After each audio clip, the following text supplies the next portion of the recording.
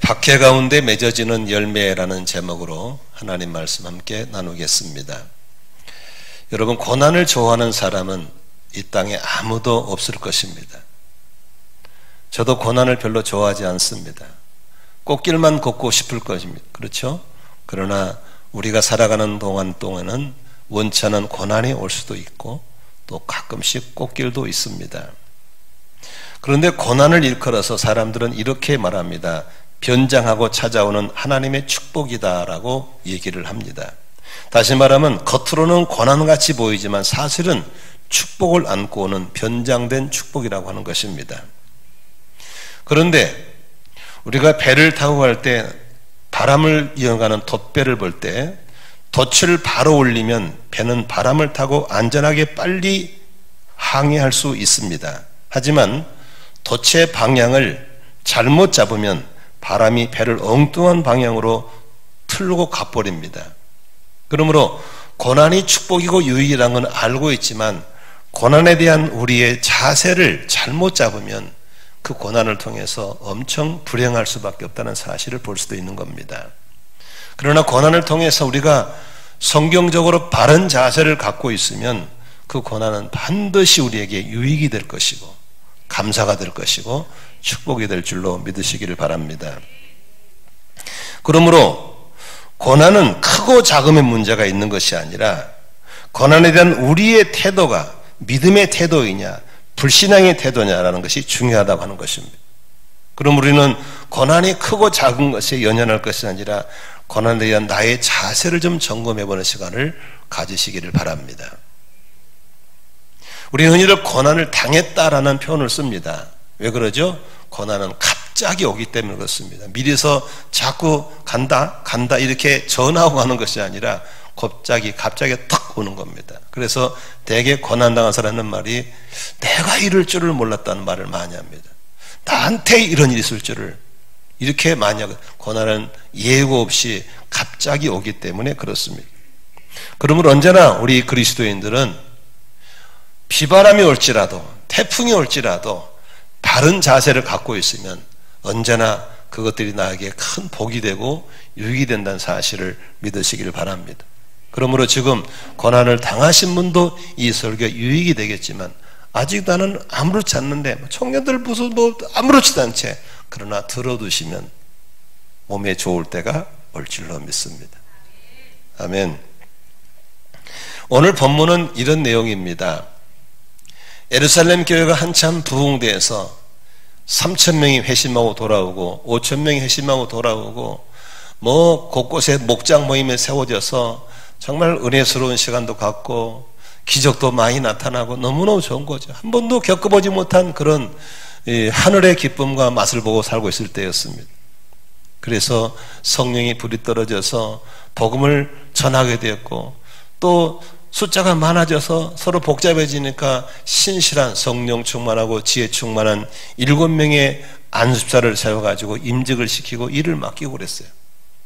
그 중에 스데반 집사라는 집사님이 성령이 충만해서 복음을 전했는데 그 당시에 종교 기득권자와 충합을 생겨가지고 그들이 공권력을 가지고 이제 기독교를 박해하기 시작하고 스데반을 감옥에 넣기도 하고 그러다가 결국은 스데반 집사를 돌로 쳐 죽이는 최초의 순교가 일어납니다. 그런데 순교로만 끝나는 것이 아니라 이제 여러분 그 야성을 가진 짐승들은 피맛을 보면요 훨씬 더 독해지거든요. 이네들이 한번 죽이고 나더니 도끼가 올라가지고 이제는 탁 치는 대로 예수 믿는 사람들, 교회 중직자들, 성도를 잡아다가 감옥에 쳐넣는 거예요. 이제 교회가 한 사람의 순교로 끝나는 것이 아니라 이제 교회 중직자들이 막 감옥에 줄줄이 들어가는 그리고 계속해서 잡으러 다니는 그런 일이 생긴 것이죠. 홍콩에도 보니까 몇 달 전에 3개월 동안 데모를 했는데 이제 정부에서 그런 민주투사들을 줄줄이 집어다가 감옥에 넣는 장면을 보았습니다. 여러분 만일에 우리 교회에 누가 어떤 평신도가 전도하다가 돌에 맞아 죽었다. 그리고 그 교회 요직자들을 낱낱이 다니면서 집에서 잡아다가 감옥을 넣는다. 그렇다면 우리는 어떻게 할 수 있겠어요? 아직 오지도 않았고 한 번도 걸려보지 않은 코로나가 온다는 게 마스크에 무서워가지고 샥 빠지고 안 나와버리고 이런 상태에서도 그것도 뭐 오늘도 몇 분 겨우 2달 만에 나오셔가지고 나보고 목사님 오랜만입니다. 오랜만입니다. 주먹질은 합시다.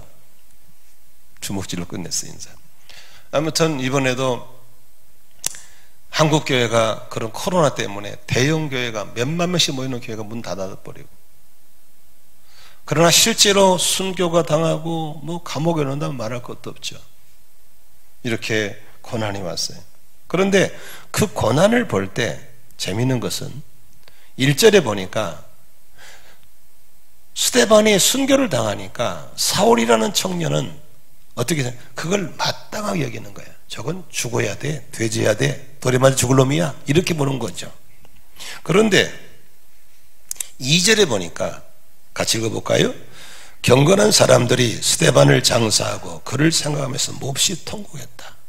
한 사람의 죽음을 1절에서는 마땅하게 여긴 사람이 있는가 하면은 너무 슬퍼서 몹시 통곡하는 사람이 있었어요. 그런데 통곡한 사람이 누구냐면 경건한 사람들이었어요. 그렇다면 마땅하게 여기고 돌멩이 된 사람은 누구예요? 경건하지 않는 사람들이라는 뜻이죠. 누가 교회를 핍박합니까? 누가 복음 전도를 핍박합니까? 바로 불경건자인 것입니다. 누굽니까? 어둠에 속한 자들입니다. 누가 그렇습니까? 사탄이가 그렇게 하는 겁니다. 우리가 멀쩡하게 신앙생활을 하면서 박해를 당하고 미움을 당할 때 내가 죄가 있어 그런 것은 회개하고 고쳐야 되겠지만 나는 죄 없는데도 불구하고 나를 미워하고 나를 박해할 때는 그때는 감사하시길 바랍니다. 아, 저놈들이 나를 빛으로 보고 있구나. 나 때문에 어둠들이 위협을 느끼고 있구나. 할렐루야. 드디어 내가 알곡의 반열에 섰구나. 이렇게 감사하시기를 바랍니다. 우리는 신앙생활 하면서 한 번도 박해를 당해본 적이 없다. 저 부끄러운 줄 알아야 됩니다. 예수님 때문에 한 번도 불이익을 당해본 적이 없다. 부끄러운 줄 알아셔야 됩니다. 이제는 기독교가 신천의 칙을 받기도 하고 이번에도 뭐 대통령부터 도지사까지 나서서 뭐 예배를 강행한다는 등 써서는 안 될 용어를 쓰면서 교회 문을 열면 안 된다는 등 시청 공무원을 배정해가지고 감독한다는 등 여러 가지 모습으로 교회가 미움을 당하고 있을 때 저는 속으로 참 기뻤습니다. 아, 이제 교회가 드디어 본래 모습을 찾아가고 있구나. 감사했습니다. 앞으로 더한 일도 일어날 줄로 믿습니다. 우리 선교사님도 와 계시지만 선교지 나가면 예수님 때 얼마나 미움받습니까? 천도꾸리 받고. 선교사님들은 고향이 없어요. 나가도 타양, 들어와도 타양. 누구 때문에 그렇습니까? 예수님 때문에 그런 거거든요. 여러분 이제 앞으로는 예수님 때문에 그 욕도 먹어보기도 하고 불릭도 당해보더라도 이제 그것이 하나님 앞에 찾아오는 새로운 모습의 축복인 것을 믿으시기를 바랍니다. 그런데 오늘 본문에서 이렇게 교회가 고난을 당하고 박해를 받을 때 어떤 유익이 있는가에 대해서 살펴보시면 여러분들의 고난과 박해에 대한 신앙의 자세가 새로워질 줄로 믿습니다. 첫 번째로 볼까요? 오늘 본문에 이런 본문을 찾아볼 수 있습니다. 1절에 보니까요, 두 번째 줄에 이런 내용이 있죠. 그날에 예루살렘 교회가 박해가 일어났다. 그 다음 읽어볼까요? 시작. 그래서 사도들 이외에는 모두 유대 지방과 사마리 지방으로 흩어졌다 그랬습니다. 여러분, 고난이 닥치면 사람은 누구라도 본능적인 반사가 있습니다. 뭡니까? 반사행동은 피하는 겁니다. 아, 죽인다는데 나 죽이 누가 도망가지요? 때리면 도망가죠. 감옥 가두면 도망갈 수밖에. 흩어졌어요. 그런데 여러분, 어떤 고난이든 어떤 어둠이 하건 간에 하나님의 허락하심이라는 사실을 믿으시 바랍니다. 핍박도 고난도 하나님의 허락하심에 있는 겁니다. 즉 코로나 바이러스 이거 하나님 허락하신 걸 믿으셔야 됩니다. 하나님 허락하신 겁니다. 참사마로 떨어져도 하나님 허락하셔야 되는데 이렇게 16만 명이 불과 50일 사이에 이 땅에 죽어가는 것을 하나님 허락 안 할 수 없죠. 그런데 하나님이 왜 그런 고난을 줬을까? 왜 그렇게 흩어지게 했을까? 아주 중요한 이유가 있습니다. 예루살렘 교회가 은혜 받고 예루살렘에 똘똘 뭉쳐 있었어요. 유대인끼리 똘똘 뭉쳐 있어요. 자기들끼리 똘똘 뭉쳐 있는 거야. 자기만 선택받은 백성이고 예루살렘만 최고고 우리끼리 먹고 우리끼리 예배드리고 우리끼리 나누고 우리끼리 똘똘 뭉쳐 있어요.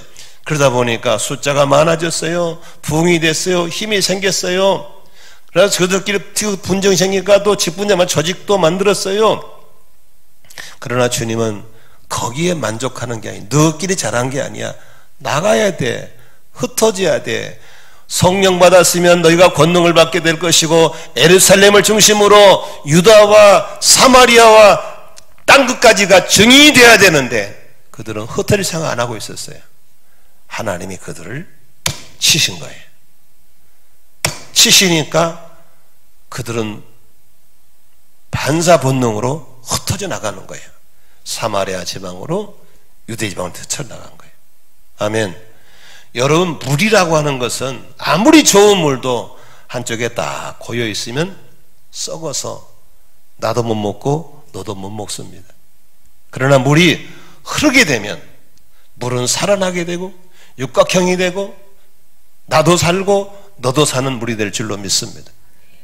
예루살렘에 고여 있는 복음의 사람들, 성령의 사람들, 예수의 증인들을 흩어놓으신 겁니다. 다시 말하면 고여있는 물을 흐르게 만든 겁니다. 제가 몇 번을 예언을 했죠. 이제 한국 교회와 전 세계 기독교는 새로운 지각 변동이 일어날 겁니다. 이렇게 의리의리한 건물 지놓고 교세를 자랑하고 휘황찬란한 기독교는 이 땅에서 사라지게 될 겁니다. 왜? 이렇게 몇 달씩 예배 못 드리면 건물 유지 못합니다. 저만한 부채 누가 감당합니까? 저절로 닫게 되어 있습니다. 저는 그렇게 믿습니다. 그 거대한 공룡을 누가 죽인 게 아닙니다. 다 굶어 죽었습니다. 누가 죽게 했습니까?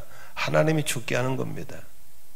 그렇게 기름진 곳에 사막이 되니까 공룡은 다 죽었습니다.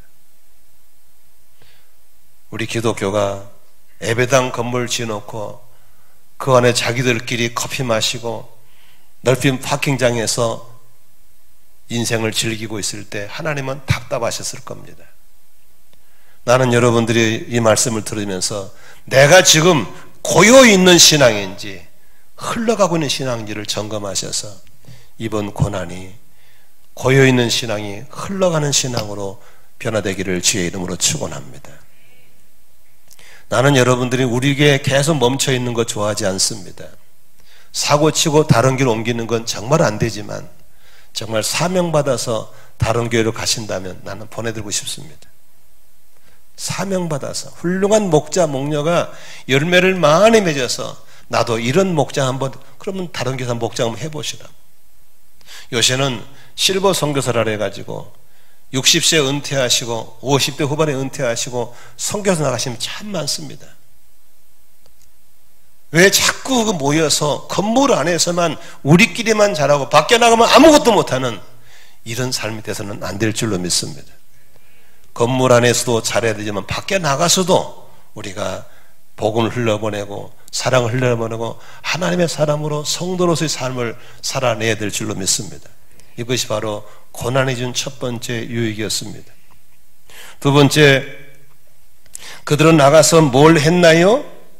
4절 같이 읽어보겠습니다. 시작. 그런데 흩어진 사람들은 두루 돌아다니면서 뭐 했어요? 말씀을 전하였습니다. 5절 같이 읽습니다. 시작. 빌립은 사마리아 성에 내려가 사람들에게 그리스도를 선포하였습니다. 흩어진 사람들은 나가서 뭐 했습니까? 먹고 살라고 텐트 치고 사는 게 아닙니다. 그들이 사명을 깨달은 겁니다. 성령 받으면 권능을 받고 성령 받으면 증인이 된다는 사명. 안 믿는 사람 보면 견딜 수 없는 그들 속에 있는 야성들이 살아난 줄로 믿습니다. 그러니 자연스럽게 예수 믿고 구원 받으세요. 예수 믿고 구원 받으세요. 아멘. 그렇게 복음을 전파한 걸 볼 수 있는 것입니다. 복음 전파는 하나님이 쓰시는 독특한 방법인 겁니다. 전하지 않으면 누가 듣게 될 것이고, 듣지 않으면 어떻게 믿게 될 것이고, 믿지 않으면 어떻게 주의를 부르게 될 것이고, 주님을 안 부르고 어떻게 구원을 받을 수 있겠습니까? 누구든지 주의 이름의 사람은 구원을 받을 줄로 믿습니다. 그러려면 전해야 됩니다. 전해야 듣게 된 겁니다. 들어야 믿음이 생긴 겁니다. 믿음이 생겨야 주를 부르게 된 겁니다. 주를 불러야 구원 받는 겁니다. 그러면 전해야죠. 누구 보고 전하라고? 바로 성령 주실 때 예수 믿고 거듭난 사람에게는 그렇게 증거하라고 사명을 주신 줄로 믿습니다. 볼까요? 아니, 안 믿는 사람 만나도 아무런 감동이 없다. 죄송하지만 그 사람 구원받지 못한 사람이에요. 교회 다니는데요? 집사인데요? 그래, 당신은 종교인이지 구원받은 하나님의 아들은 아니야. 그러나 몇 번 교제해 보니까 그 속에 예수가 없어. 영생도 없고 천국도 없어. 그 사람만 보면 불쌍해서 견딜 수 없는 마음이 생길 때 바로 내 속에 생명이 있다는 증거고 내 속에 사명이 있는 걸 믿으시길 바랍니다. 전도는 사명이 아닙니다. 구원받은 자라면 누구라도 그렇게 해야 될 줄로 믿습니다. 아멘. 아니, 젊은 청년들이 말이죠. 둘이 붙었는데 아무런 마음에 감동이 없어. 그건 병신이지 착한 게 아닙니다. 이 젊은 총각이 처녀 보면 심쿵심쿵 해야지 정상적이지. 그러잖아. 근데 아무런 자기가 무슨 수도사라고 아니에요. 우리 생명을 가진 사람은 불신자 보면은 뭔가 가만히 못 있어. 그냥 뭔가 움직이게 있어.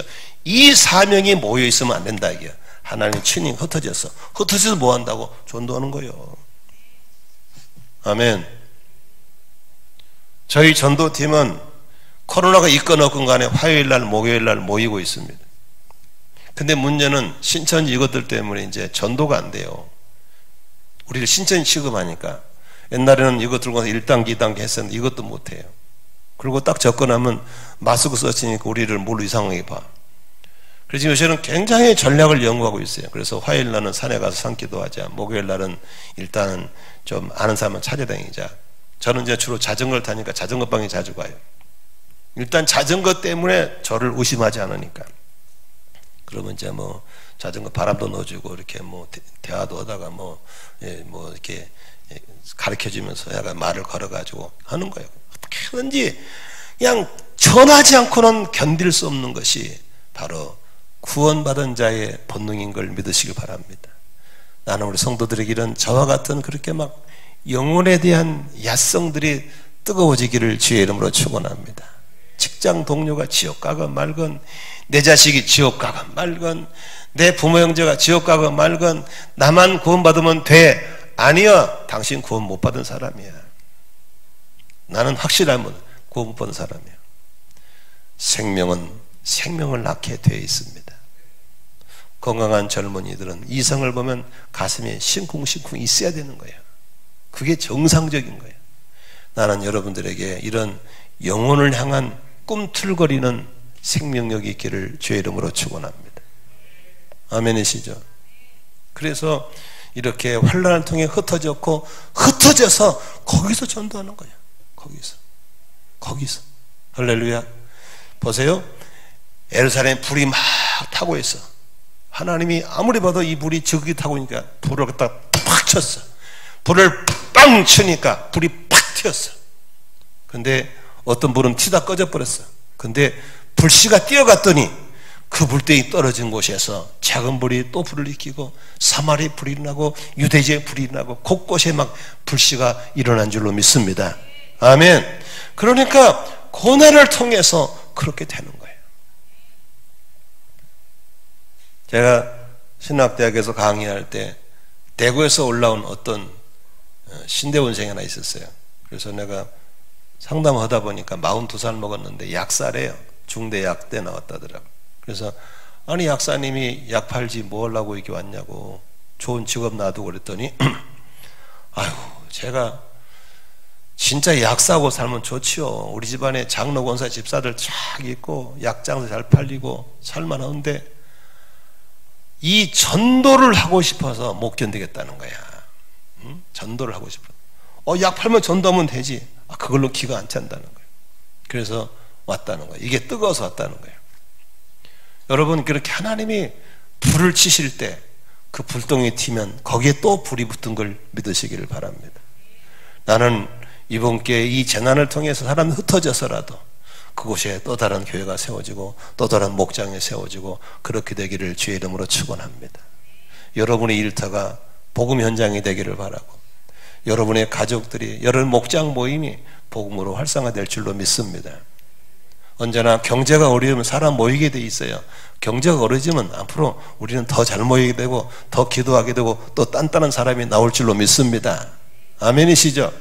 그 다음에 재미있는 것은 복음이 증거되는 것에는 반드시 나온 게 있습니다. 그게 뭐냐면 기적입니다. 오늘 한번 볼까요? 난세 영웅이 난다고 말입니다. 그 스데반 집사가 순교하고 나니까 누가 나타나요? 빌립이라는 집사가 나타납니다. 같은 날 안수받은 집사거든요. 그런데 빌립 집사가 5절에 보니까 사마리아에 가서 복음을 전했거든요. 그랬더니 어떤 요소가 나타난가? 6절 7절 같이 한번 읽겠습니다. 시작. 무리는 빌립이 행하는 표징을 듣고 보면서 그가 하는 말에 한 마음으로 귀를 기울였다. 7절 시작. 그것은 귀신 들린 많은 사람에게서 악한 귀신들이 큰 소리를 지르면서 나갔고 많은 중풍병 환자와 지체 장애인이 고침을 받았기 때문이다. 여러분 보세요. 이렇게 저처럼 한 몇십 년 동안 설교하고 신학을 공부하고 이런 사람도 설교하다 보면 하나님의 마음을 잘 버벅거릴 때가 많은데 신학도 안 하고 설교도 안 해본 집사님이 나가서 사역을 하면 말 잘하고서 못하겠어. 못하지.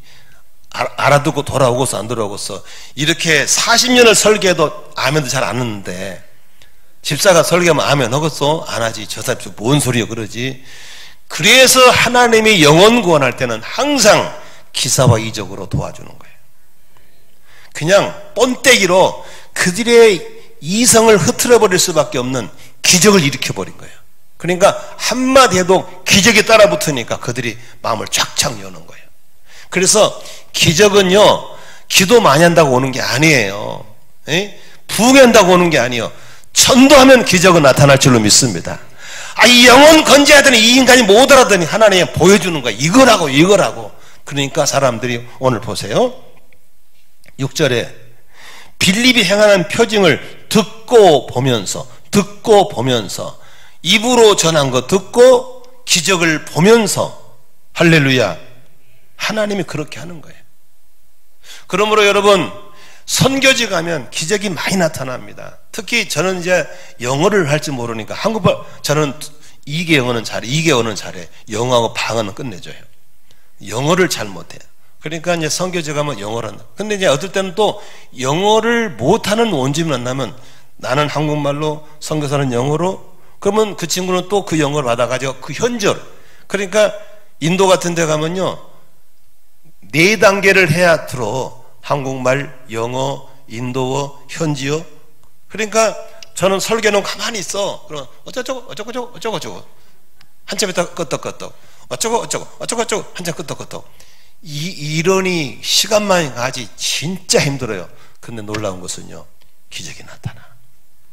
재밌습니다. 이렇게 같은 언어로 쓰고 그냥 쉽게 까딱까딱 안 되는 기적이 안 나타나. 알아들으니까. 그런데 그런 데 가면요 기적이 나타나.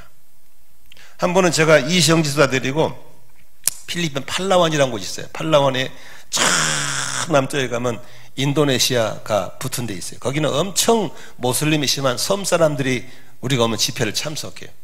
그 사람들은요 아주 핍박이 심한 곳에 와요. 근데도 못 살아요. 가난해. 그러니까 내가 이제 한국말로 하면 우리 선교사가 영어로 하고 영어로 하면 거기에 있는 싱할라나 타밀 따갈로 그런가 해요. 비사로. 그래 따갈로 비사로 언어가 몇 가지가 하니까 한참이 따라들어요. 사람들은 못 알아들어. 답답하죠. 근데요 놀라운 사실은 통성기도 시켜놓고 안수하면요 막 기적이 막 일어나요. 얼마나 일하는지 몰라. 이희정 집사가 놀래가지고 그냥 막 뒤집어져 버리니까 막 나타나요. 그러니까 말로서가 아니라 하나님의 나타나심을 통해 사람들이 회심하고 돌아온 걸 믿으시 바랍니다. 이게 재밌는 거예요. 그래서 고난을 통해서 전도할 때 많은 역사가 나타나요. 여러분, 오늘도 하나님은 살아계셔서 기사와 이적을 주신 걸 믿으시면 아멘 합시다. 기적을 보고 싶거들랑 어디 가라고요? 전도하세요.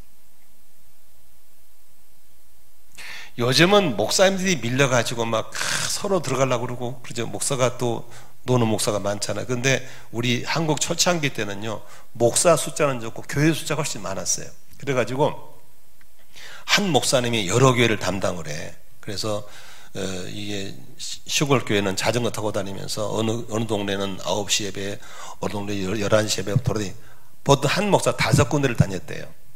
근데 목포 앞바다에 있는 섬마을에는 자전거를 못 가잖아요. 배를 타고 다녀야 돼. 그러니까 섬에마다 교회가 있는데 목사가 없으니까 목사님이 이제 통통배 타고 와서 예배를 인도 다니는 거야. 그런데 성도들은 다 신앙심 좋아서 예배를 들어왔는데 목사님이 못 올 때가 있어. 언제 못 오냐? 비가 오고 풍랑치 못 오는 거야. 그럼 성도는 잔뜩 모여 있는데 아무도 없잖아. 그러니까 강서구에 있는 여기 화곡동에 안디옥교회 신화석이라는 목사님이 그 섬 사람인데 그분이 거기서 컸대요. 근데 모여가지고 할머니들 가만히 있는 거예요. 글을 모르니까. 근데 유일하게 그 교회 단중에서 초등학교 5학년 아이인 신화석이가 글을 알아. 일찍부터 교회를 다녀가지고 들은 것도 많아. 그러니까 집사님들이 야, 네가 설교해. 5학년짜리가 설교하는 게 올라가서 주일하게 들었던 것 주워 담아가지고 성경 읽고 그냥 입에 나온 대로 하는 거야. 근데 재미있는 것은 5학년짜리 설교하면 기적이 나타나는 거야. 귀신이 떠나가고, 여기 써있잖아. 귀신이 떠나가고, 나갈 때 어떻게 떠나가? 큰 소리 지르면 떠나가 버리고, 아프다면 초등학교 5학년짜리가 기도한 병이 나서 버리고. 할렐루야. 그래서 그 신화서면서 그래, 자기가 평생 목회하면서 그때처럼 기적이 많이 나타난 게 없었다는 거예요. 여러분, 복음을 전하면 언제나 하나님은 한 영혼 구원하기 위해서 그렇게 기사와 표적을 정하면서 역사하시는 걸 믿으시길 바랍니다. 고난이 준 유익이에요. 재미있어요. 여러분, 기적을 체험하고 싶거들랑 전도하기를 바랍니다. 그래서 바울 사도는 고린도 교인들이 이렇게 편지 썼어. 2장에 보면은 내가 여러분을 대할 때마다 심히 들었고 심히 떨었다. 왜? 내가 복음을 전할 때 성령이 안 나타날까 봐서. 전도는 성령의 나타남으로 되는 것이지 말을 잘한다고 되는 게 아니에요. 아멘이시죠? 말을 못해도 괜찮아요. 영혼을 향한 열정과 사랑만 있으면 돼요. 그리고 그냥 데리고 오시면 돼요. 그리고 성령의 감동 따라 전하기만 하면 되고 기도하면 될 줄로 믿습니다. 나는 여러분들의 집안에 아직도 뻗어시 살아있으면서 교회 안 다니는 자녀분들, 부모, 형제, VIP들 이러다가 갑자기 또 다른 바이러스 전쟁이 어떻게 할 거냐고. 지금 50일 사이에 16만 명이 죽어버렸다니까. 전 세계에 이런 전쟁이 어디 있어요. 그러므로 어떤 것보다도 영혼 구원하는 전도만큼은 미뤄서는 안 될 줄로 믿습니다. 아멘이시죠? 영혼 구원해야 됩니다. 기도하면 됩니다. 성령이 나타날 줄로 믿습니다.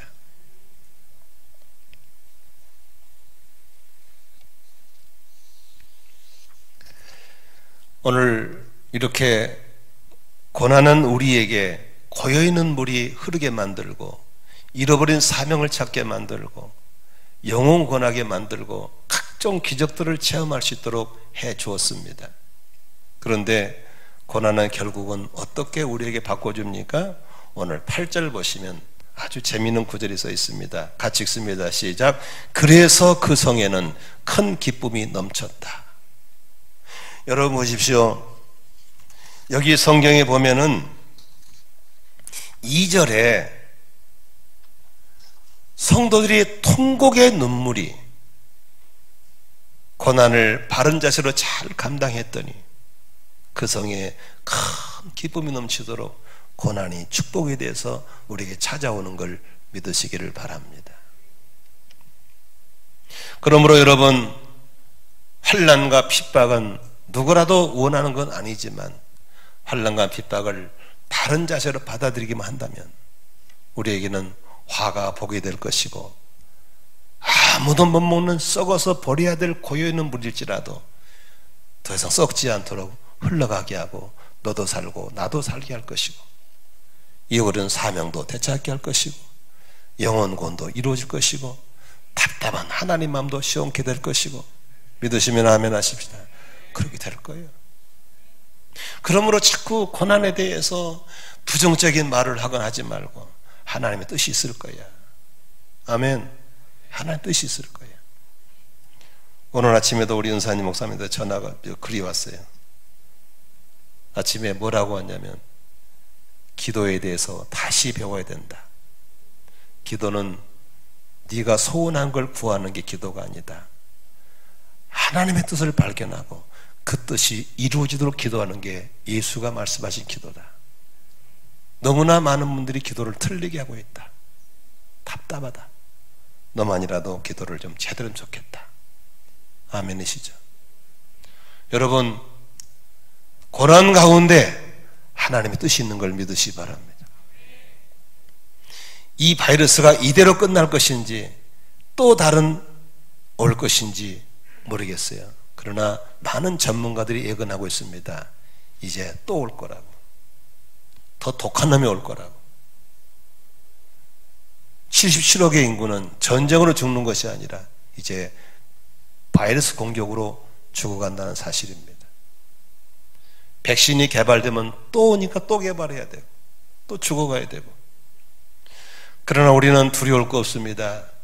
영생을 확보하고 있고 하나님의 피난처 속에 있고 하나님의 공급자 속에 있기 때문에, 할렐루야, 경제가 무너져도 괜찮고 흐트러지지 않습니다. 어디 가든지 우리는 고여있는 썩은 물이 아니라 흘러버리는 역사가 있기를 바라고, 사명 따라 살기를 바라고, 영원하기를 바라고, 한 영혼 붙잡고 하나님 저 영혼 나랑 같이 천국 가게 해주세요. 지옥 보내지 말아주세요.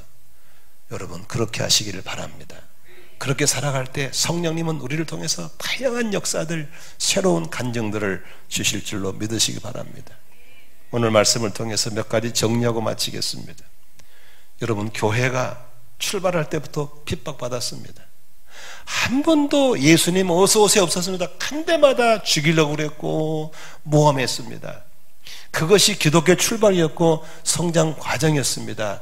기독교는 한 번도 꽃길을 통해 성장한 적 없습니다. 여러분, 생각을 바꾸셔야 됩니다. 나는 우리 성도들이 지금 야성이 생겼으면 좋겠어요. 아니, 그거 좀 본다고 전부 숨어가지고 안 나와버리고 이게 뭐 하는 겁니까? 우리는 핍박 속에서 예수가 출발했던 기독교, 핍박 속에 성장해 온 걸 믿으시기 바랍니다. 그러므로 앞으로 더 어려움이 오더라도 오히려 더 꿋꿋하게 비바람을 이겨내는, 덫을 바른 방향으로 사람 더 빨리 나갈 수 있는, 큰 풍랑 일어나 나 쉬지 못하나 이 풍랑 인연에서 더 빨리 갑니다, 이런 찬송 가사처럼 될 수 있기를 주의 이름으로 축원합니다. 두 번째, 절대로 살아있는 교회는 핍박 앞에 무너지지 않습니다. 절대로 안 무너집니다. 일시적으로 교회가 위축될 수 있습니다. 이틀에 흩어질 수도 있습니다. 그러나 중요한 건 반드시 겨울 보리밭은 밟을수록 잘 되는 것처럼 기독교는 밟힐수록 더 잘 일어날 줄로 믿습니다. 시진핑 그 양반이 위안을 중심으로 교회를 못질을 하고 건물을 뜯어버리고 선교사를 추방시키고 난리가 났죠. 그런데 이번에 연락이 왔어요. 그랬더니 우한 지역에 말이죠, 가정계가 얼마나 잘 되는지 모른대. 지금 자기들끼리 막 그냥 카톡으로 막 서로 막 이 목장 모임 나누고 막 왕성하게 일어나 버린 거예요. 여러분, 박해 닫는다고, 핍박 온다고 교회가 문을 닫아. 아이고, 두고 보세요. 이제 이런 시련이 올수록 알짜들은 더 열심히 모이고 열심히 전도하고 더 많이 기도하게 될 줄로 믿습니다. 흔들수록 알곡이 될 걸 믿으시기를 바랍니다. 교회는 순교의 피름을 흘릴수록 더 순결해지고 더 성장하게 되어 있습니다. 한국 교회가 이렇게 견뎌내고 이렇게 전 세계에 선교하는 이유는 그냥 된 게 아닙니다. 수많은 순교의 피가 한국교회에 받침 흐르고 있는 걸 믿으시기 바랍니다. 가정의 순교사가 되십시오. 목장의 순교자가 되십시오. 교회의 순교하다 되십시오. 하나님의 큰 면류관과 함께 우리를 통해서 더 놀라운 일들을 하실 줄로 믿습니다. 정말 순교할 수만 있다면 절대로 기회를 놓치지 말고 순교자로서 헌신할 수 있기를 바랍니다. 하나님은 어떠한 여건 속에서도 전도를 쉬면 안 될 줄로 믿습니다. 그리고 어떠한 해로움 속에 들어오지 마세요. 그 해로움을 이로움으로 바꿔주시는 부활의 역전의 하나님을 믿으시기를 바랍니다. 오늘도 우리는 기도하는 겁니다. 성령 충만을 사모하는 것입니다. 하나님 도와주세요. 바이러스가 들어온 게 아닙니다. 핍박이 들어온 게 아닙니다. 하나님께 야단 맞을 게 더 들어온 겁니다. 그러므로 오늘 초대교회에 있었던 최초의 순교, 수많은 사람이 감옥 가는 이 혼란 속에서도 하나님은 당신의 목적을 따라 일하시는 것입니다. 흩으셨고 사명을 깨우쳐 주셨고 썩지 않게 하셨고 기적을 주셨고 곳곳에 교회를 세우시고 그 놀라운 일을 하시는 걸 믿으시기를 바랍니다. 여러분, 오늘도 그 좋으신 하나님, 그 신실하신 하나님을 향해서 우리가 아멘으로 반응하시기를 주의 이름으로 축원합니다. 할렐루야. 우리 기도하겠습니다.